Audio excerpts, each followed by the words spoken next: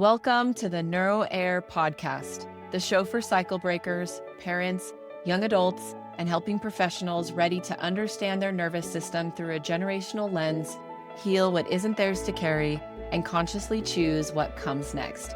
Hi, I'm your host, Leanna Hunt, an associate clinical mental health counselor and certified performance coach.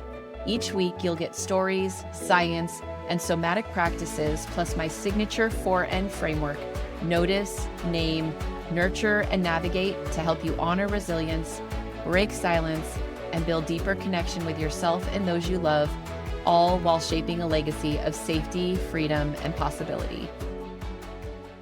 Welcome back to the NeuroHeir Podcast. Guys, I cannot believe it's December.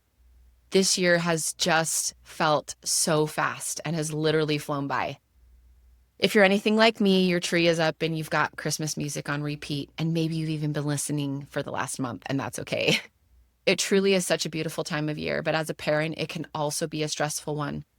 My wedding anniversary is on December 18th, and my girls' birthdays are on Christmas Day and the 29th. So December has always been a mix of so much joy, but also chaos for me. And now that my youngest is almost 13 and my son's a senior and both my girls are grown, this season feels different. I think I've realized too that the hardest part of my work right now isn't what I thought it would be. It's actually realizing how much I've changed since I was a young mom, and how often I still wish I could go back and have a do-over. But here's what I also know. I also know that all those years, including the messy ones, the overwhelmed ones, the trying to keep it all together ones, all of those have brought me to where I am today. I now get to show up as the woman I once needed, the mother I didn't know how to become. And that's the gift of repair that I'm giving myself this year. And it's the invitation I want to extend to all of you to pause and reflect on how far you've come. And even if you want to pause the episode right now to just enjoy that moment of reflection, please do so and come back when you're ready. Even if you still feel like you don't know enough or haven't healed enough, I hope that for a few minutes today, you can notice the places where you have grown, where you have learned, and where your nervous system now carries more skill and softness than it once did. So today's episode is about legacy repair inside our own homes, what it means to parent the nervous system, our children's and our own, with honesty, compassion, and curiosity, especially during this busy season. But before we talk about repair, we have to talk about awareness, because repair starts with what we notice, which is the first N. Neuroscience shows that a child's body is constantly scanning for cues of safety or threat. Dr. Porges calls this neuroception, which is the body's subconscious way of detecting whether it's safe or in danger. That means your nervous system really matters in relationship to your children, especially when you're feeling big emotions yourself. Sometimes our kids know we're off before we actually do. So here's an invitation. Start to notice how you respond when your children check in about your own mood. One of the most common patterns I see in my clinical work and what I saw in myself growing up is the incongruence of saying I'm fine when we're not.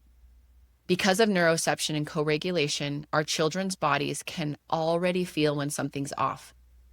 Their systems are attuning not just to words, but to our tone, our facial expression, and even our breath. When they sense that mismatch, such as a tense voice, but it's accompanied with words like I'm fine, their bodies often translate that as self-blame. If mom's upset and says she's not, maybe I'm the problem. Meaning can get stored in the body through energy and experience, not logic. So one of the most loving things that we can do is use age-appropriate honesty. You don't have to overshare with a 5-year-old. You can simply say something like, Mom's having a hard day, but I'm taking a few deep breaths, and I want you to know that we're safe. That one small sentence restores congruence. Your body and your words finally match, and that helps their body feel safe again. Here are a few other examples that you can try. I'm frustrated, but I'm working through it. I'm really tired right now. Let's talk after I rest outside for a minute. Mom's feeling a little anxious, so I'm going to take a few deep breaths. Do you want to do that with me? Each of these examples tell the truth without oversharing and teaches emotional honesty. And as we begin to model that kind of honesty, something subtle shifts, not just in them, but in us. We start realizing that emotional clarity creates safety. It not only helps our kids regulate, but it also helps our own body learn to find calm. That brings me to another habit many of us grew up with, one that often gets in the way of connection. Most of us heard some version growing up of "because I said so." And although I truly believe that that came from love and probably often a lot of exhaustion, that research attachment and affect regulation actually shows that when children understand why a boundary exists, their nervous system processes it as safety instead of control. Even a brief explanation can help our kids, especially when we're really tired, really stressed, or super frustrated. It's as simple as, "I know you're disappointed, but it's late and your body needs rest." That single moment of reasoning creates both structure and connection. These micro moments strengthen what Dr. Siegel calls integration, which is linking the emotional right brain with the logical left. That integration helps a child move from reactivity to reflection. So yes, "because I said so" might be easier in the moment, but explanations help the nervous system feel respected, and that's how secure attachment is built. And I truly believe those brief explanations also foster our children's own intuition. Throughout life, they'll have to assess safety and make decisions on their own. So when we start to model reasoning and curiosity, we help them develop those internal skills for themselves. And when we explain the why, something else happens. Our own nervous system can start to feel softer. It moves us from control into connection, and that opens the door to the inner world we're about to talk about. Because sometimes what's happening between parent and child isn't just about the present moment. It's about what's being activated inside all of us, the younger parts of ourselves that are still longing for repair. One of the most humbling truths that I've learned is that the version of us that shows up to parent is often a part that didn't get repair ourselves. Parts work is a huge component of my practice. And I learned about parts work even before I went into clinical therapy work. I've worked with coaches from all over the world in my own journey the last 15 years. And I was able to see how each coach has their own version of working with parts, which for me is a combination of their own experiences, their culture, where they grew up, and maybe their own practices throughout their family. So as we think about parts and your parts, maybe it's a part of you that was told to be quiet. Maybe it's a part that had to grow up too fast. Maybe it's the part that learned to please or perform to stay safe. In internal family systems, which you'll hear me refer later on as IFS, Dr. Schwartz calls these protective parts. They're aspects of us that carry burdens from earlier experiences. When we parent from these places, our reactions aren't about the present moment. They're about old stories surfacing in new situations. And those protective parts can be generational too. So we often do what was modeled for us. Our parents' protective parts may have become ours. These parts actually don't need our judgment, but they do need our compassion. When we use the 4 N's, notice, name, nurture, and navigate, we're not just practicing mindfulness. We're tending to those younger selves that never had someone to co-regulate with them. We're saying, "I see you. You were doing the best you could to survive. And now we can learn something new together." That inner repair becomes outer repair. And since we're in the middle of one of the busiest times of year, full of noise, pressure, and endless to-do lists, this is exactly when our nervous system needs these tools the most. Let's look at how you can use the 4 N's practically in your family this season. Again, we know this season can push our systems to the edge. I'm sure you felt it, especially with schedules, checklists, and maybe expectations of what you feel like Christmas or the other holidays should be like. Using the 4 N's isn't just about parenting better, though. It's about protecting your own window of safety so you can actually enjoy the moments you've worked so hard to create. So number 1, again, is notice. Practice catching early body signals before a reaction takes over. And say to yourself or out loud, "Oh, my jaw is feeling really tight. My chest feels hot." That awareness is what starts to interrupt autopilot. Number 2 is name. Give language to the pattern. This is my fight energy, or this is the part of me that feels powerless. Siegel calls this name it to tame it. Labeling emotions reduces limbic activity. Number 3 is nurture. Offer your system a cue of safety, such as some deep breaths, a gentle touch, or a super soft tone. Even saying, I'm here, we're okay, activates the ventral vagal network that calms both parent and child. And number 4 is navigate. When you're calm enough, choose your next action, such as repair, rephrase, or reconnect. And it can be as simple as, hey, I didn't like how I said that earlier. I'm sorry. Can we please try again? These micro repairs, as Edward Tronick's research shows, are what strengthen attachment. Not constant harmony, but successful recovery. And when we start to repair like this, even in the smallest ways, we're not just changing our day. We're actually changing what safety feels like in our family line. And again, that's the heart of what I call legacy repair. Legacy repair doesn't mean our parents failed us. It means we now understand what they couldn't because they didn't have the tools or language to do so. Dr. Feldman found that parent-child physiological synchrony, including our heartbeat, our breath, our tone, and even our gaze, when those things align, that all builds a child's internal model for safety.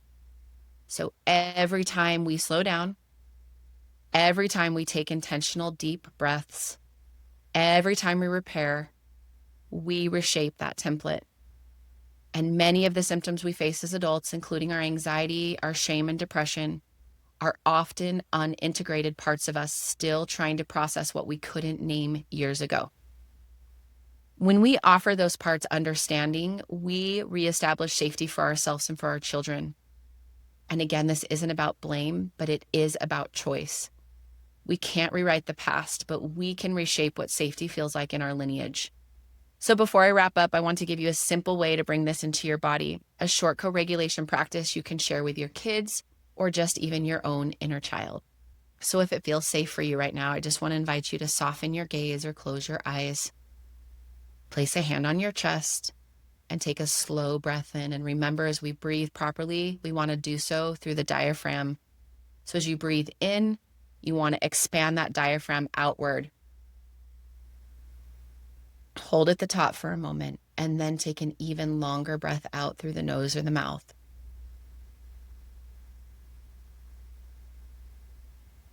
And if you need more than just one, go ahead and pause and do as many as you need and come back.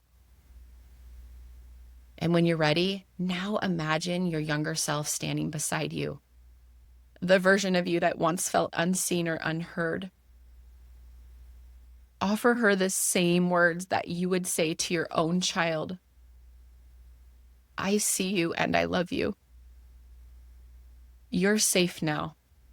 You don't have to carry it alone anymore because I'm here with you.